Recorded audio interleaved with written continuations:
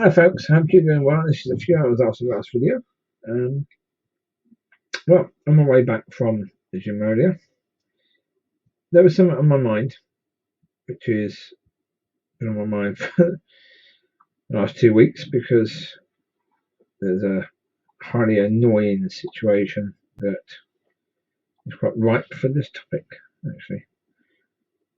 And this topic being, who is our enemy?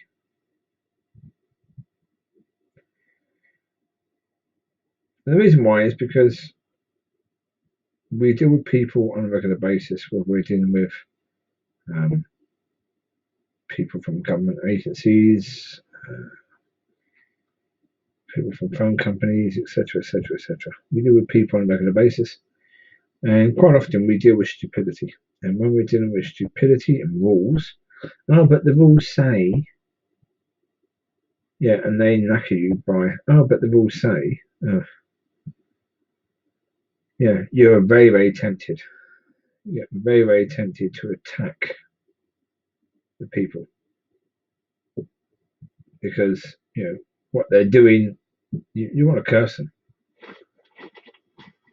and that's a common thing that you can go through, especially when dealing with these sort of people in these sort of situations. And the one I got myself into wasn't a good one. Well, it's just really annoying, really annoying.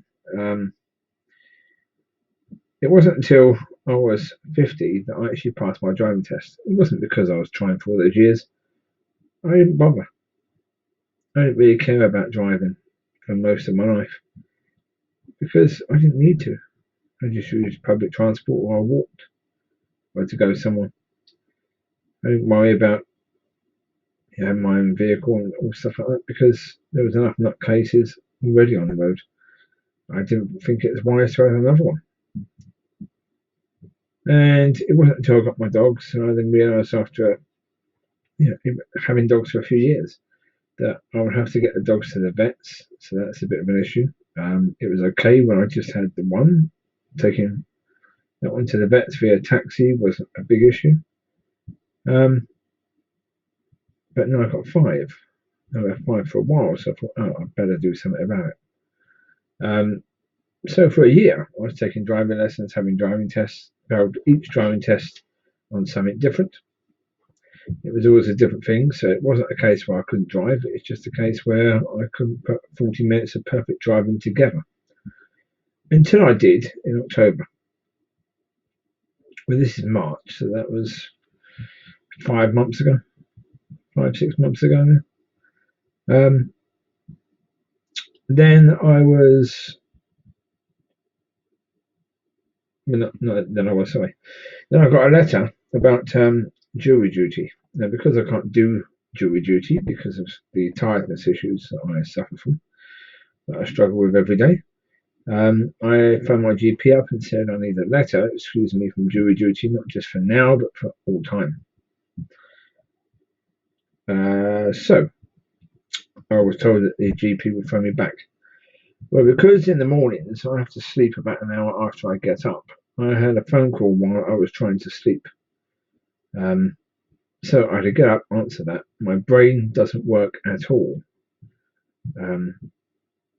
when I get up, not for about an hour. Then it starts to function properly. But this means that having phone calls, of course, the brain works enough for you to be able to breathe and walk and do all that. But to be able to have a conversation with somebody, no. Communication skills and everything just is struggling until I fully wake up. Until I've had a cup of tea and biscuits or something like that, it just doesn't work. So I didn't have a chance to do that. This GP was asking me, what he should put on the form. It's like, excuse me, I'm not a doctor. You're asking me what you should put on the form. I don't know. It's something like sleep apnea. Because when I was married previously in a relationship where God did not put us together, that lovely lady pointed out that I stopped breathing sometimes during the night. That she would witness me not breathing, and that my body would suddenly just wake me up. And I believe that was probably the case because of the fact I wake up so many times each night. I said, so it's a variance of sleep apnea, where he put sleep apnea on the form. Because he did that, it then meant that I had to inform the DVLA of that situation. The DVLA then demanded that I had a medical with my GP, and the medical was the most ridiculous thing you'd ever gone through in your blinking life. It was just 5 questions, and 5 questions they could have dealt with very, very easily, or they could have understood very, very easily just by looking at my computer page, on the page that says about the amount of tests I've had recently and when I passed my test. But in the end, I didn't make the appointment, partly because Amber had her pups on that day, so we're over the night before and that day. So I went to bed incredibly late, having trying to supervise Amber and make sure she was okay. And then I was dealing with her that day when she was still having pups. So I missed the appointment. I completely forgot that there was an appointment. Because I missed the appointment, DVLA revoked my driving license. So it means I've got a car, I passed my driving test, that I spent thousands of pounds getting to the point of passing. I spent over, I think, £300 on driving tests, and I've just got another car, which is a big car, enough space for the dogs to go in the boot. And now, legally, I'm not allowed to drive my car because I missed an appointment. I tried to get them to accept the fact that I made another appointment with a GP to have that report. They weren't willing to do it. My GP finally, the day before the appointment, persuaded them to allow me to have that appointment. And then, as I say, the questions were quite ridiculous. All questions on the supposed medical report were asking the same thing. Do you ever just suddenly fall asleep? No. I just said to my GP, he said, well, from 0 to 5, have you ever fallen asleep, just suddenly fallen asleep while watching TV, etc., etc.? I said, put them all down to 0. I said, I've never just suddenly fallen asleep. I said, my issue is the opposite. I don't just fall asleep. My body wakes me up. It's completely the opposite. And if the DVLA had bothered to actually look at the fact that I've only just passed my driving test and I do all those driving tests, they would know I was having driving lessons in that time. If I had the issue that I just suddenly fell asleep, it would have happened at some point during a driving lesson or during a test. Because if it's something you can't control, it would have happened over a year's worth of driving lessons and driving tests. And then somebody, either the driving instructor or a test person, would have phoned the DVLA and said, you can't allow this person to have a license because they fall asleep while driving. So it's flipping dangerous. But the fact that nobody has said that, and obviously this sleep apnea situation has been going for 10, 15 years or more, it wasn't that type of sleep apnea. They could have seen that, but they didn't care. They did not care in any way, shape, or form. So it's just really annoying. I need to be able to get stuff. I need to be able to drive to the shops to get stuff. I can't. There's certain shops I can walk to, but those aren't the only shops I get stuff from. So it's really annoying. Going to the gym again. It would take me 5 minutes to drive there, less than that. It takes me 25 minutes to walk there, 25 minutes to walk back.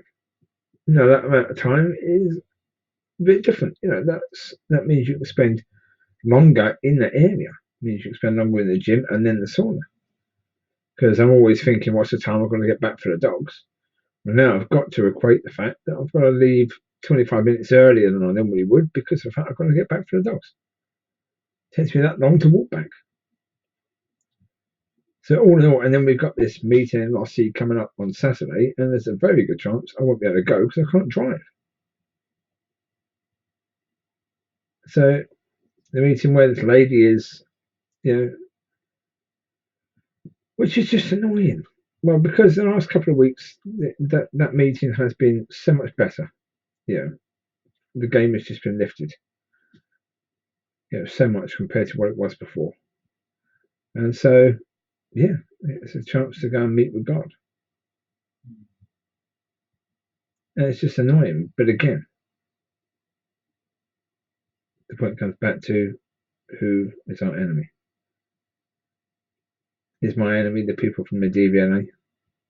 But they're the ones doing it, yeah. But the fear that's in them, because there was a situation a while back, not too long ago actually, where somebody in a large vehicle, I think a lorry, had a seizure and plowed his lorry through a load of people on High Street and killed about 20 to 25 people, I think. And of course, that's their concern, that can happen again. But as I said to them, I said, come on. I said, the amount of people that are driving on a daily basis, I'm amazed this hasn't happened more than that time. Yeah? Because a car is a weapon, basically. It's like a bullet, but a massive blinking bullet. You drive on the road at ridiculous speed sometimes, 70 miles an hour on even country roads, and just hold your life and the life of any other driver around in your hands. Now, of course, if people are going to have seizures, which they do anyway, I'm amazed it hasn't happened more often when people have been driving and driving in situations where it could be dangerous to people for that to happen. So count your blessings, it hasn't happened that blinking often. But as I say, where's that fear come from? Where does that, even the arrogance, come from? That they have the right. This is what they say. They have the right to revoke someone's license. Excuse me. There's a lot of arrogance there. There's a lot of ego there. A lot of power tripping going on there. Now we know where that comes from. Even if they're trained to do that, that way of thinking comes from the devil. And if those people were saved, they were doing it. And one bloke, he didn't like it. I was saying to him on the phone, like chap who works for the DVLA, I said to him, you know that what you're doing is seriously impacting people's lives in a negative way. You know you're hurting people.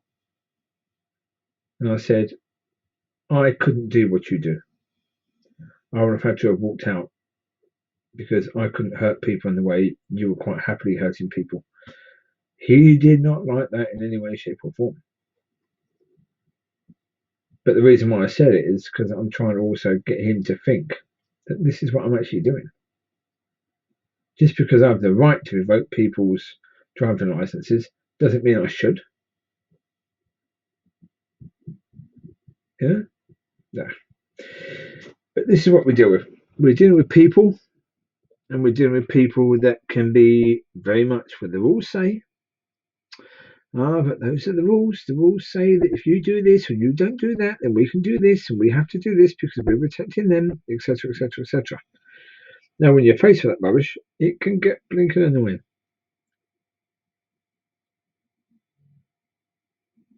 But this is not our battleground. Our war is not with humans. Our war is with the spirits of hell. And if we can actually focus on where we're supposed to be fighting, then we might actually be able to help the people that are winding us up on a daily basis. And so, yeah, we're in the world but not of it, and the world is naturally going to pee us off at times.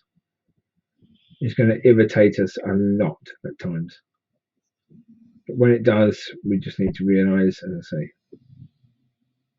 it's not our battleground. We're not at war with these people. And the snoring dog, that's Mollie. That's my Border Collie. She's under asleep. Now, at night, Mollie always sleeps next to me, and that keeps me awake as well because you hear her now. snoring. She's a noisy one.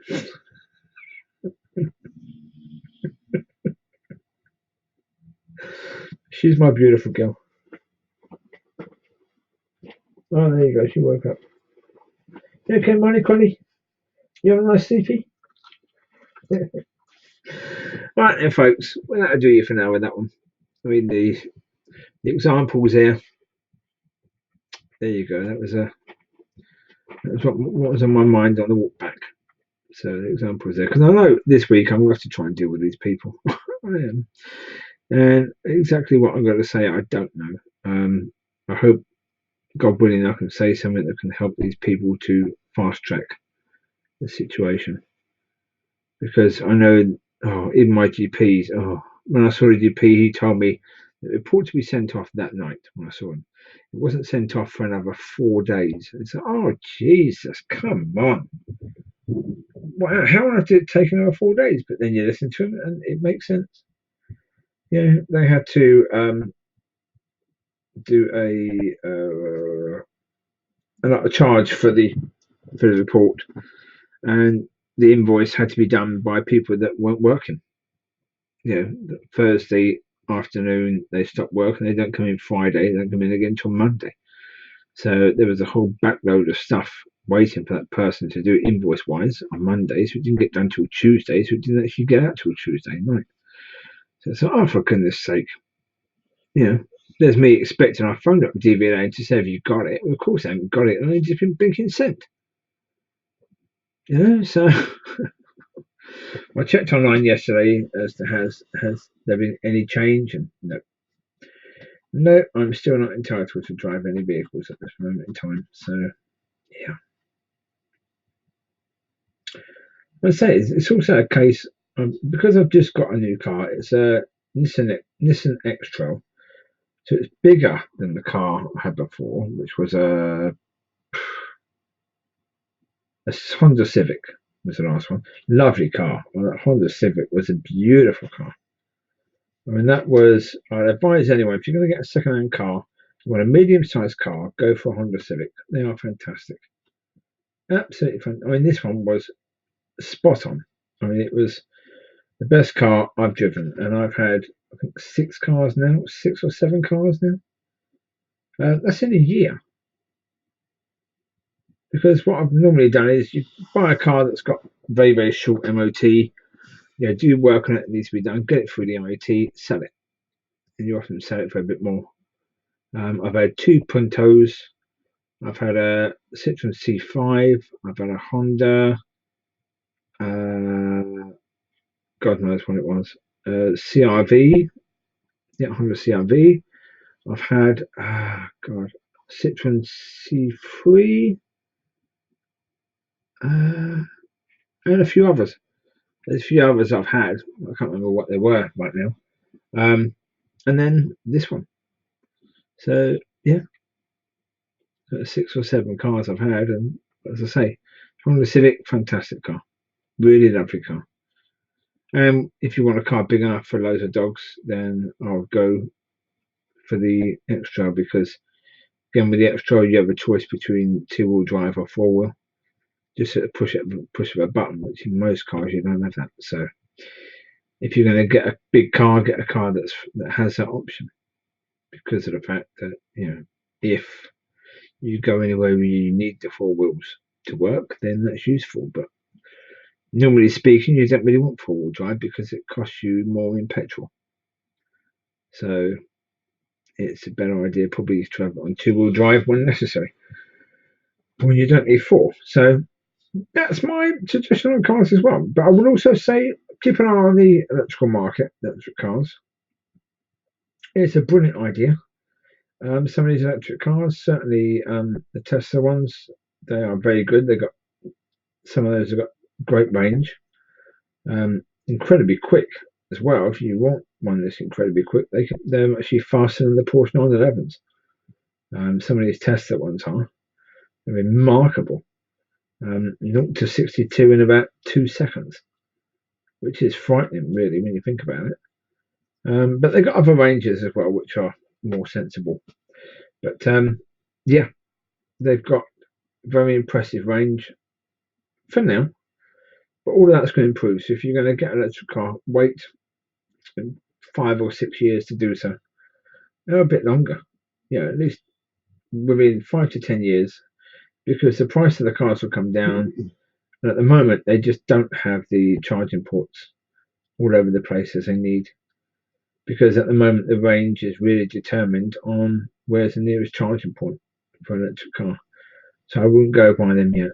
I'd wait until they've improved that situation before you go and get one.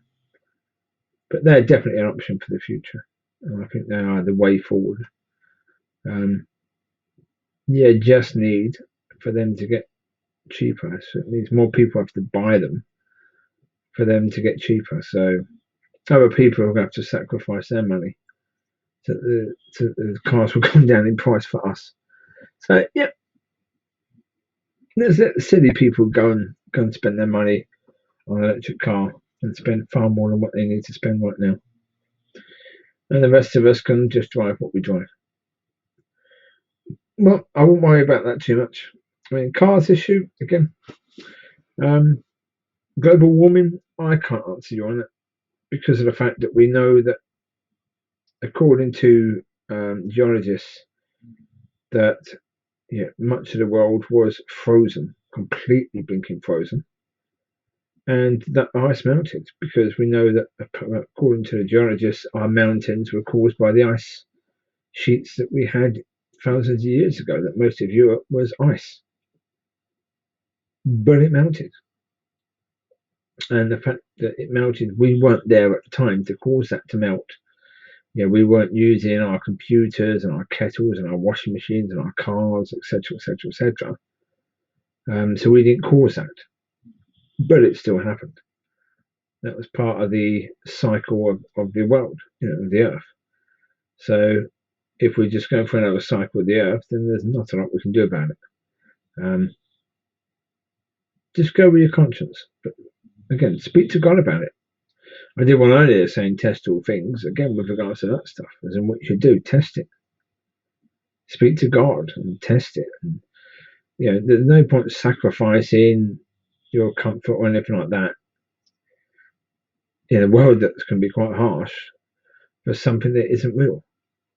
So test it. I mean, just because it's real doesn't mean that God wants you to do something about it, because of the fact that if God's going to replace the earth anyway, it doesn't really matter. If there's global warming, does it really? I don't know. I'm not an expert on this situation, and I don't think there are many who really know what they're talking about. So don't worry about it. And now we're in a situation where we've got this coronavirus, and again, I'd say to you, don't worry about it. Don't let that be something that worries you, because there have been other viruses in the past that we were told we need to be petrified of, that never actually ended up being an issue for us. This one, broad accounts, is like catching the flu. It's basically what it is. It's like catching the flu. Most people that get it survive. A few percentage of the weaker people in society tend to not survive. So get stronger. If you want to fight the coronavirus, go down the gym, start working out. Don't care what age you are, start working out. And if you get it, pray about it. Let God deal with it. And if we can get the church right, anyone who gets it and is in a bad situation, we can just pray for them and deliverance of that silly little disease or virus, as it's called. And we can deal with that quite easily if we can get the church right. So, a lot less people will be dying of the coronavirus if we can get ourselves in a position where God can use us as a vessel to be a blessing to others. So just focus on what you have to focus on. Don't stress over things that you can't change or that you're not supposed to be changing. Focus on what God wants you to focus on, the things that you can do, the differences that you can make. Focus on those things and be successful. Build your faith up. Build your understanding up of your ministry. etc., etc. Enjoy. Have a fantastic week. It's Sunday today, so you've got a lovely week ahead of you. So focus on that and don't worry about all the rest. All right, you enjoy, folks. God bless. I will speak to you again soon. No idea about what. I don't have any idea at the moment as to what will be the next subject matter. This one is going to be something like who is our enemy? No idea. We'll see. All right. God bless. Bye bye.